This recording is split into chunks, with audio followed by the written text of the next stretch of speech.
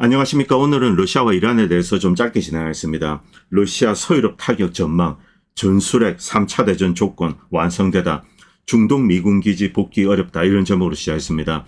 트럼프 대통령이 어제 이란과의 MOU에 사인을 했습니다. 미국의 이제 전략적인 패배입니다.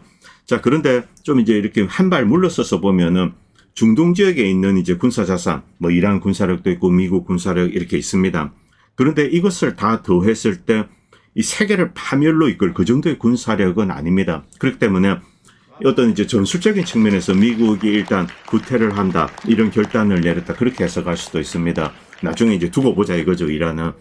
그런데 유럽은 다릅니다. 유럽에는 세계를 파괴시킬 수 있는 그런 막강한 군사력이 응집되어 있습니다.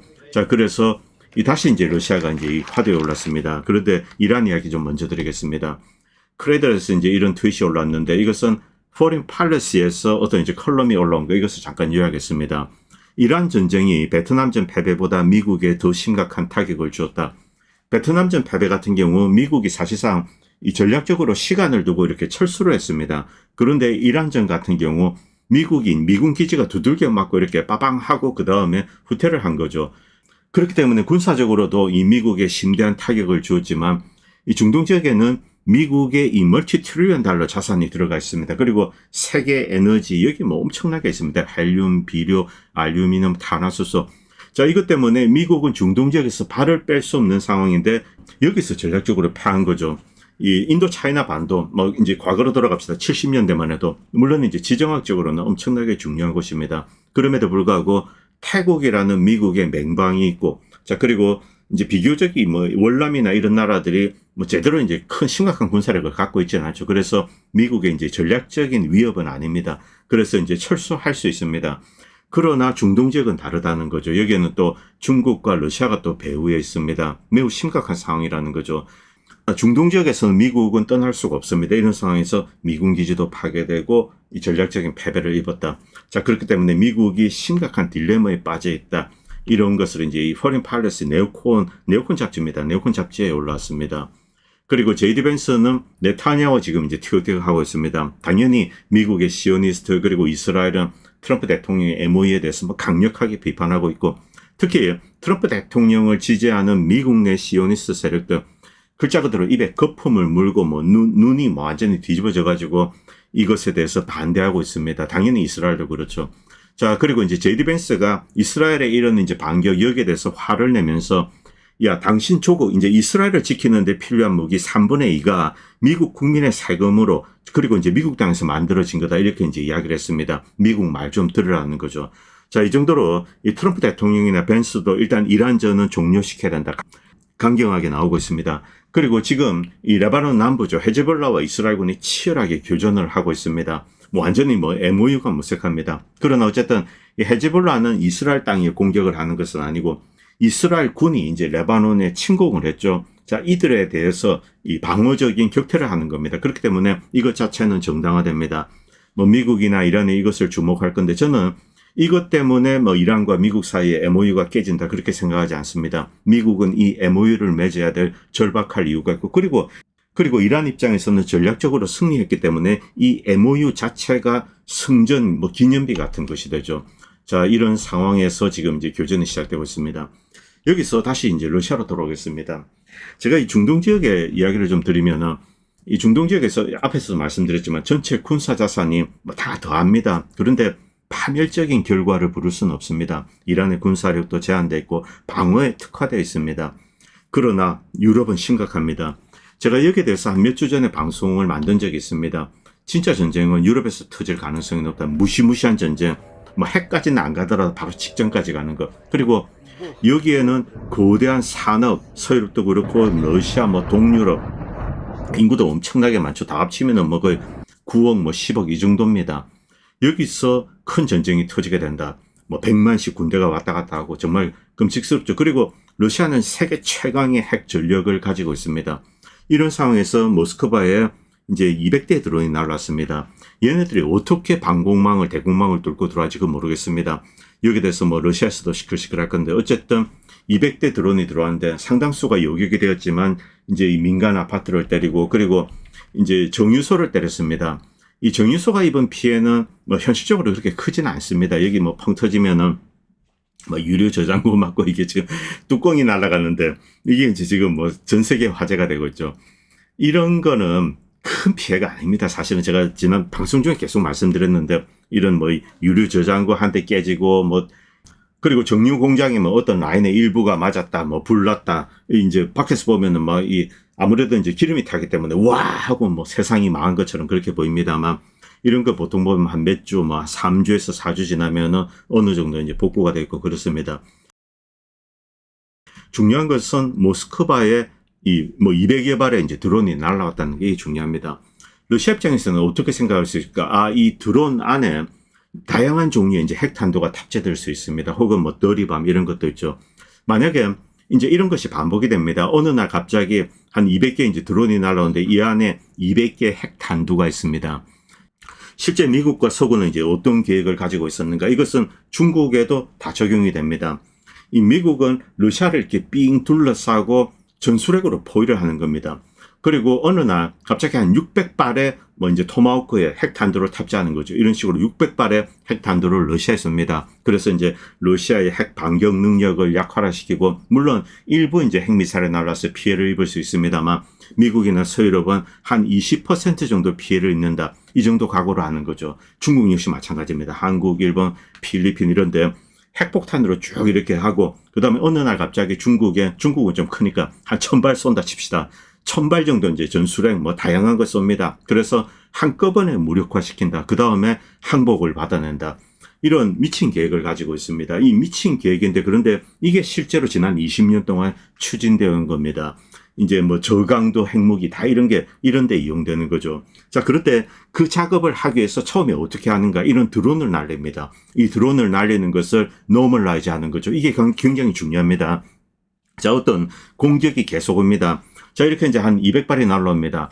뭐 재래식이네 이렇게 하는데 그 다음에 또 날라옵니다. 에이 또 쏘구나 이렇게 하는 거죠. 자, 이게 반복되면서 이런 형태의 공격이 노멀라이즈 정상화되는 겁니다. 그러다가 어느 날 핵탄두를 수백 발을 쏜다. 이런 계획을 실제로 이제 서구의 딥스테이트는 가지고 있습니다. 물론 러시아나 중국도 이런 계획을 잘 알고 있습니다. 그렇기 때문에 뭐 일본에 미국 핵이 들어온다, 한국에 미국 핵이 들어온다, 폴란드에 그리고 우크라이나에 뭐 미국 핵이 들어온다. 여기에 대해서 이제 러시아가 이 경기를 내고 그 다음에 우크라이나를 침공한 직접적인 이유죠. 자, 지금 뭐 이 젤렌스키는 딱 이제 이 푸틴의 경고를 하고 지금 저는 이 젤렌스키가 우크라이나에 있지 않다고 생각합니다. 뭐 폴란드나 이런 데 어디 숨어 있다고 생각됐는데 어쨌든 이 상황 이 독일이나 이 평범한 사람들은 엄청나게 걱정이 되죠. 세계 최강의 핵강국 이렇게 이제 건드리고 있습니다. 그런데 이 젤렌스키 배후에 독일, 프랑스, 영국이 있다. 일단 최근에는 미국은 조금 빠졌습니다만 이들 서유럽 국가들이 여기에 이제 온갖 것을 제공하고 있습니다. 실제로 쏜 드론 이것은 뭐 독일에 뭐 네덜란드 뭐 이렇게 다 들어가 있죠. 조합입니다. 미국 부품은 여기 없다고 합니다. 아마 이제 뭐 스타링크를 이용해서 유도를 한다 뭐 그런 것은 가능하겠죠. 자, 여기서 러시아 이제 핵 반격 프로토콜 이것을 알아볼 필요가 있습니다. 재작년에 개정이 되었습니다. 밑에 잠깐 보겠습니다. 국가 존립 위기인데 이 국가 존립 위기를 판단할 때 이 러시아에 있어서 전략적으로 굉장히 중요한 곳들 예를 들면 이제 모스크바입니다. 수도죠. 그리고 핵기지 혹은 뭐 미사일 발사기지 이런 데입니다. 미국이나 서유럽이 먼저 이제 이런 곳을 타격한다. 그것은 러시아의 핵 반격 능력을 이렇게 억제하려는 겁니다. 이것은 바꿔 이야기하면 조만간에 러시아에 대한 대대적인 핵 공격을 준비하고 있다. 이렇게 해석이 되는 거죠. 자, 그래서 이런 형태의 공격이 있으면은 전술핵이든 아니면 뭐 전면전이든 이런 것을 할 수 있다. 이렇게 바꿨습니다. 이것은 뭐 핵무기를 이용한 공격인데 핵무기를 이용하지 않더라도 러시아는 어떤 선이 되면 일단 재래식 무기로 보복을 할 수가 있죠. 여기서 중요한 것은 우크라이나 뒤에 독일, 영국, 프랑스가 직접적으로 있다는 겁니다. 네덜란드. 그렇기 때문에 이 러시아 이 푸틴에 대해서 말이 많습니다. 푸틴 뭐 독일의 간첩이다. 이 푸틴 독일 간첩설은 20년 동안 흘러온 겁니다. 일단 이제 1980 몇 년부터 이제 90년대에 이 드레스덴에 있었죠. 동독에. 이때 서독에 매수되었다. 뭐 이런 이야기도 있고. 자, 그 다음에 이제 뭐 푸틴이 워낙 이 독일 말을 잘합니다. 뭐 그래서 그런 것도 있고 이런데. 자, 그런데 이 독일 간첩설 이게 지금 러시아에서 이제 모락모락 나오고 있습니다. 왜냐하면은 마더 러시아에 침을 뱉고 있다. 푸틴이. 이 제대로 된 반격을 이 영국이나 프랑스, 독일에 하고 있지 않다. 이미 이 러시아는 이제 과거의 어떤 여러 가지 경험, 뭐 역사적인 사례 이런 것을 보면 이미 이 독일이나 프랑스, 영국의 어떤 중요한 시설들 여기에 재래식이라도 뭐 오레시닉 이런 거라도 보내가지고 깨버렸어야 됐다. 전쟁을 선포하는 거죠. 뭐 이미 그쪽이 전쟁을 선포했기 때문에 러시아는 자기 방어적인 이제 공격을 할 수가 있습니다. 그럼에도 불구하고 푸틴은 자제를 시키고 있습니다. 이것을 러시아가 더 이상 용납을 할 수가 없는 겁니다. 그래서 이제 이 푸틴 독일 간첩설 이야기도 나오고 푸틴을 끌어내려야 되는 것이 아닌가. 이 전쟁 지도자로서는 적합하지 않다. 뭐 이런 이야기까지 계속 나오는 겁니다. 자, 푸틴 어떤 생각을 하고 있는지 모르겠습니다만 이미 이 러시아가 독일이나 뭐 폴란드, 프랑스, 영국 이 시설, 여기 이제 미사일을 쏘거나 혹은 이제 전술핵을 사용할 수도 있습니다. 이 조건은 이미 충족된 겁니다. 사실상 3차 대전은 이미 시작됐습니다. 자, 러시아가 어떤 액션을 취할지 한번 지켜보도록 하겠습니다. 자, 이 핀란드 같은 경우는 이 미국의 핵무기가 핀란드에 들어오는 것, 이것에 대해서 이제 허용을 하겠다. 이런 이야기까지 했습니다. 계속 자극을 하는 거죠. 왜 이런 이야기를 할까? 러시아가 이제 약한 모습을 보입니다. 그렇기 때문에 이번 기회에 핵으로 이렇게 봉쇄를 하자. 지금까지 하지 못했습니다. 자, 뭐 발틱 3국에 들어온다든가 뭐 핀란드, 우크라이나, 루마니아 이런 데 가능하죠. 자, 이런 곳에 핵무기를 싹 집어넣습니다. 그 다음에 네가 어쩔 건데, 러시아, 푸틴 네가 어쩔 건데 죽고 싶냐? 이렇게 하는 거. 그래서 최근에 이제 프랑스와 폴란드가 핵공격 훈련을 함께 하는 겁니다. 이것은 러시아 이제 핵공격을 할 수 있다. 이것을 보여주는 거죠. 이렇게 하는 데는 두 가지 이유가 있습니다. 첫 번째는 진짜 이제 핵전쟁을 일으키러 간다. 서유럽이. 두 번째는 이 러시아 군사력을 더 이상 막아낼 수단이 없습니다. 그렇기 때문에 이제 핵으로 이렇게 러시아의 군사적인 액션을 억제를 해야 되겠다. 이 우크라이나 같은 경우. 지금 러시아는 야금야금 땅을 이제 계속 먹고 있습니다. 이대로 내버려두면 결국 다 먹히게 되겠죠. 자, 그리고 지난 한 20년 동안 요새화된 기지들이 있습니다. 뭐 리만이나 이런 데인데 이런 것을 빼앗기게 되면은 그대로 이제 드네프르 강까지 달리게 됩니다. 자, 여기서 이제 러시아군을 멈춰야 되겠다. 그래서 이제 핵무기를 들고 왔다. 이렇게 볼 수도 있습니다. 자, 그러나 러시아는 멈추지 않습니다. 왜냐하면 우크라이나 남은 이 나치 잔당들, 이들은 결국에는 핵무기를 손에 넣고 나중에 엄청난 짓을 할 가능성이 높죠. 그렇기 때문에 이번에 정리를 해야 됩니다. 그리고 발틱 3국에서 뭐 핀란드에서 핵무기가 들어온다. 당연히 러시아는 이것을 용납하지 않습니다. 그렇기 때문에 러시아가 매우 심각한 반격을 이 서유럽에 다이렉트로 때릴 수가 있다는 거죠. 예를 들면 이제 이번에 이제 모스크바의 정유소가 불탔습니다. 그러면은 독일의 뭐 수도 근처에 있는 정유소 한 방을 오레시닉으로 완전히 깨버린다는가, 프랑스 석유화학단지, 그리고 영국의 석유화학단지, 그리고 네덜란드 여기 보면 이제 로얄 터치쉘, 이 정유 에너지 단지 뭐 이런 게 있습니다. 여기 이제 오레시닉 한 발씩만 쏘면은 불바다가 될 겁니다.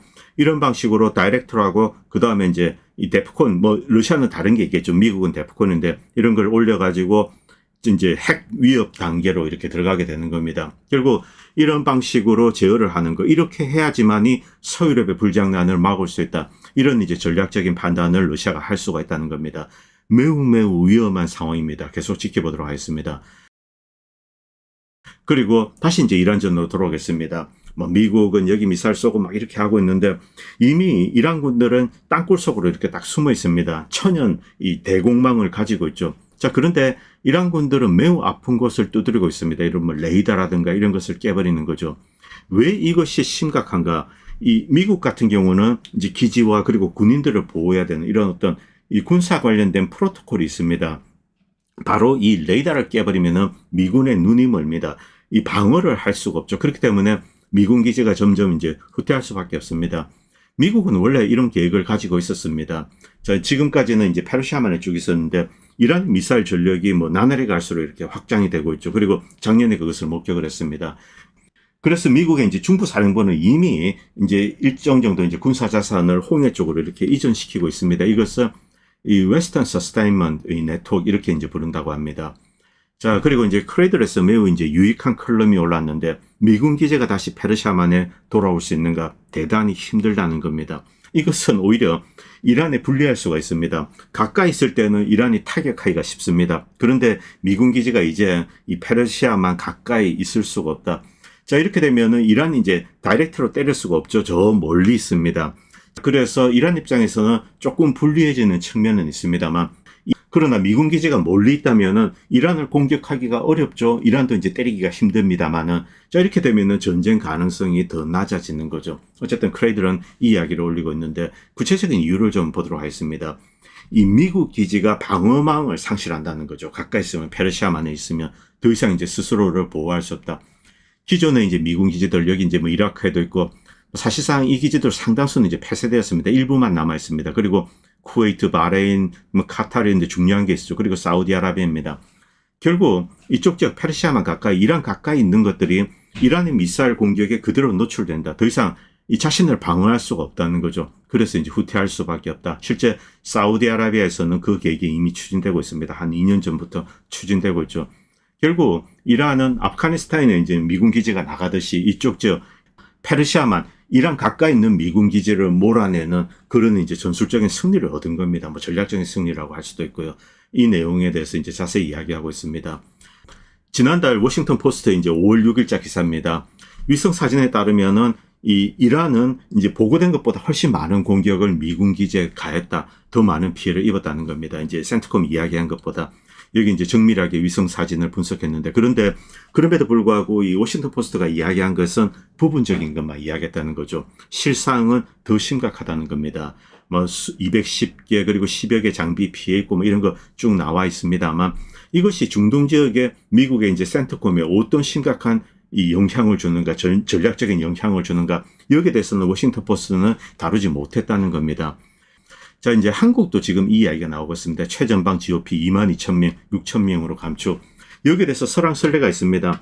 이제 이재명 대통령이 이런 것을 추진한다고 이제 우파 진영에서는 야, 저 이재명 빨갱이가 이제 북한에 넘기려고 하는데 이런 이야기를 하는데, 그런데 여러분 이것은 냉정하게 보셔야 됩니다. 지금 레바논 상황도 마찬가지입니다만 이 헤즈볼라가 FPV 드론을 이용해서 이스라엘군을 그냥 아작을 내고 있습니다. 오늘도 지금 그러고 있습니다. 자, 그런데 22,000명이나 최전선에 있다. 만약 이 북한이 러시아군이 가지고 있는 그런 이 개인 드론 능력을 가지고 있다. 22,000명이 이렇게 노출이 된 겁니다. 그리고 한국 같은 경우 여기 이제 병사를 보내가지고 이렇게 방어를 하고 뭐 사실상 인계철선이죠. 이게 전략적으로 더 위험할 수가 있다는 거죠. 오히려 한국은 개인 드론이나 이 드론 능력을 강화해서 뭐 북한이 들어오고 기갑 장비가 내려오고 이런 것을 막아내는 이런 방안을 강구해야 될 겁니다. 그렇기 때문에 이것 가지고 이렇게 설왕설래 하기보다는 이제 여러 이 군사 전문가들이 모여가지고 어떤 방식으로 최전방 GOP를 관리하는 것이 최적인가. 지금은 드론의 시대입니다. 이 전쟁의 패러다임 자체가 바뀌었죠. 자, 북한군이 저기 인계철선을 하고 있다. 한국군이 드론을 이용해서 때린다. 많은 이제 북한군 병사가 희생될 수 있습니다. 그것은 한국에도 적용이 되는 거죠. 자, 그래서 이 병력을 감축하고 보다 이제 과학적인 방식으로 뭐 드론이나 이런 것을 이용해서 감시한다. 이런 게 필요하지 않을까? 이건 뭐 전문가들이 한번 논의해 보시기 바랍니다. 심각하게 이렇게 따져봐야 될 주제입니다. 다시 중동으로 돌아오겠습니다. 이 미군은 병력 보호 어떤 프로토콜이 있습니다. 자, 어디 가서 이제 전쟁을 하는데 전쟁해서 이제 이긴다. 이것도 중요합니다만 첫 번째는 미군 병사들의 생명을 지켜야 되고 장비들을 보호해야 됩니다. 군 기지를 방어해야 되고 그리고 선박 항공모함 같은 것을 보호를 해야 되죠. 이것이 전쟁에서는 1순위 뭐 그렇지 않을까요? 저는 그렇게 생각하고 있습니다. 미국 역시 마찬가지라는 거죠. 미 육군 야전 교범의 이 병력 보호 교리 이것이 잘 나와 있다는 겁니다. 자, 이렇게 이 페르시아만 가까이 있으면은 이것이 불가능하다. 지금까지는 이제 이란에 대해서 과소평가를 했습니다. 그런데 이제 이번에 확인이 되었습니다. 미군 병력 보호 어떤 프로토콜 여기 보면은 공중, 우주, 미사일 방어 그리고 핵, 생물학, 화학, 뭐 대테러 뭐 다 있습니다. 여기서는 도대체 이제 이란의 드론이나 이런 것을 막아낼 수가 없다. 그렇기 때문에 다시 이 기지는 복구되지 않는다는 겁니다. 이 이야기를 지금 하고 있습니다. 자, 그리고 병력 보호도 있습니다만 기지 보호는 하위 개념이라고 합니다. 병사들 생명이 가장 중요하죠. 기지를 보호하기 위해서 그동안 이제 미국은 여기에 지난 몇십 년 동안 엄청난 투자를 했습니다. 그런데 전쟁의 패러다임이 바뀌었습니다. 이 탄도미사일 그리고 드론, 이 미국의 방어망, 대공 방어망이 뛰어나다 이렇게 이제 미국은 자신을 했습니다만 이란이 이것을 효과적으로 뚫고 타격을 한다. 이게 이제 이번에 입증이 되었습니다. 자, 그래서 이란의 미사일과 드론을 방어할 능력을 갖추기 전에는 다시 이제 접근시킬 수가 없다는 거죠. 자, 이 보호라는 관점에서는 일단 미국에서 이제 공격용 무기도 중요합니다만 방어용 무기가 어떤 면에서는 이 병사나 기지 입장에서는 더 중요하겠죠. 일단 먼저 살아야 됩니다. 그런데 미국의 방어망을 이란이 효과적으로 무력화시켰다. 레이더 깨트린 거 정밀하게 깨트렸습니다. 카타르에 있는 이제 조기 경보 레이더 그리고 사드 레이더 이런 것도 파괴했습니다. 여기서 무시무시한 것은 이란이 매우 정교한 기술을 가지고 있다는 거죠. 미국은 다양한 종류의 이 더미 레이더를 깔았습니다. 이 더미 레이더, 가짜 레이더 모양을 깐 거죠. 바로 이 사진에 나옵니다. 위에 있는 거 레이더처럼 생겼습니다. 그런데 여기 미사일이 떨어지지 않았습니다. 이쪽으로 떨어졌죠. 어떻게 이란이 알았을까? 이 안에 진짜 레이더가 있었습니다. 여기에 이제 이란의 뛰어난 기술이 있다는 거죠. 이란의 순항 미사일 드론을 유도를 합니다. 여기서 다양한 기술적인 이야기가 나오는데, 자, 레이더 같은 경우 이 전파를 쏩니다. 이런 것을 정밀하게 탐지하는 거죠. 더미도 어떤 열 신호, 전파 이런 것을 쏩니다만 이건 가짜야, 이건 진짜야. 이것까지 추적한다는 거죠. 여기 이제 뭐 러시아나 중국의 기술이 있는지 그건 모르겠습니다만 어쨌든 이란이 이것을 정밀하게 유도해서 가짜를 피해서 진짜를 때렸다는 거죠. 위장된. 이 정도 이제 정교한 기술을 가지고 있습니다. 그리고 아왁스 같은 경우 이렇게 이동을 하고 있는데 툭 떨어졌다고 합니다. 그런데 이때 이 드론이 어떻게 떨어졌냐면 급강하로 떨어진 거죠. 즉 하늘에서 이제 선회를 하다가 밑에 이제 이동합니다. 이제 딱 본 거죠. 그 다음에 급강하를 하죠. 급강하를 하면은 방향을 바꿀 수가 없습니다. 자, 급강하를 해서 맞췄다. 이 뜻은 매우 정밀한 유도 능력을 가지고 있다는 거죠. 이 드론이 보통 뛰어난 것이 아니라는 겁니다. 자, 그렇기 때문에 이 기지를 재건하는 것은 현재로서는 불가능하다. 비용도 비용입니다. 천문학적인 예산이 여기 들어갔습니다. 미국은 이제 이 정도 비용이 들었는데 깨졌다 이렇게 이야기합니다. 그건 과거 이야기입니다. 지금은 레이더 만드는데도 과거보다 몇 배의 비용이 듭니다. 그리고 중국이 히토르를 팔지도 않습니다. 천문학적인 비용이 든다는 거죠. 그렇기 때문에 이곳에서 이 하나로 거의 뭐 200조, 300조 이 정도 돈이 날라갔다. 이렇게 이제 분석하는 사람도 있습니다. 지금 이제 비용 기준으로 다시 이런 걸 짓는다면. 그렇기 때문에 다시 이런 것을 지어도 이란의 미사일을 막을 수 없다. 그러면은 의미가 없죠. 진짜 전쟁을 하면 또 깨지게 됩니다. 자, 그렇기 때문에 이런 뭐 심각한 딜레마가 있다는 거죠. 자, 어쨌든 뭐 이란이 중요한 게 아닙니다. 지금 진짜 중요한 것은 러시아입니다. 워낙 이 상황이 심각해서 러시아 같은 경우 전략적으로 중요하다고 말하는 포인트 이런 게 몇 개 있습니다. 물론 뭐 미국도 있습니다. 아이오와의 핵기지. 자, 이것은 지도상으로는 작은 점입니다. 이곳에 무언가 떨어지는 거 이게 왜 큰 의미가 있는가? 여기에 있는 핵무기 바로 이것이 미국과 서유럽에 있을지 모르는 핵 공격을 막아내는 겁니다. 그런데 그곳에 무언가 날라온다. 이것은 얘네들이 핵 공격, 핵 전쟁을 준비하고 있다. 실제로 미국이나 서유럽은 한 20% 정도 깨진다는 각오를 하고 러시아나 중국을 완전히 파괴하면 우리가 이제 남은 세상에서 세계를 지배할 수 있다. 이런 생각을 가지고 있습니다. 국민들 20% 죽는 거 신경 쓰지 않습니다. 왜냐하면 자신들은 벙커에 들어가 있죠. 자, 그래서 이런 것을 러시아도 알기 때문에 무언가 이제 중요한 지역, 모스크바나 이런 데 날라오면은 아, 저놈들이 핵전쟁을 준비하거든요. 이렇게 생각하는 거죠. 자, 푸틴 시험대에 올랐습니다. 푸틴은 이 서유럽, 영국, 독일, 프랑스, 네덜란드 이런 나라를 향해서 매우 심각한 어떤 보복 공격을 가해야 됩니다. 그렇게 하지 않으면은 자, 이런 공격을 노멀라이즈하고 정상화하고 당연한 것으로 러시아에 강요를 합니다. 그런데 어느 날 갑자기 드론이 한 600발이 날라옵니다. 그 안에 핵탄두가 600발 있습니다. 자, 한 방하고 끝내버리는 거죠. 자, 러시아 어떤 선택을 할 건지 지켜보도록 하겠습니다. 오늘 방송은 여기까지 하겠습니다. 감사합니다. 본 채널은 시청자님들의 후원으로 유지됩니다. 여러분의 도움은 작은 미디어에 큰 도움이 됩니다. 감사합니다.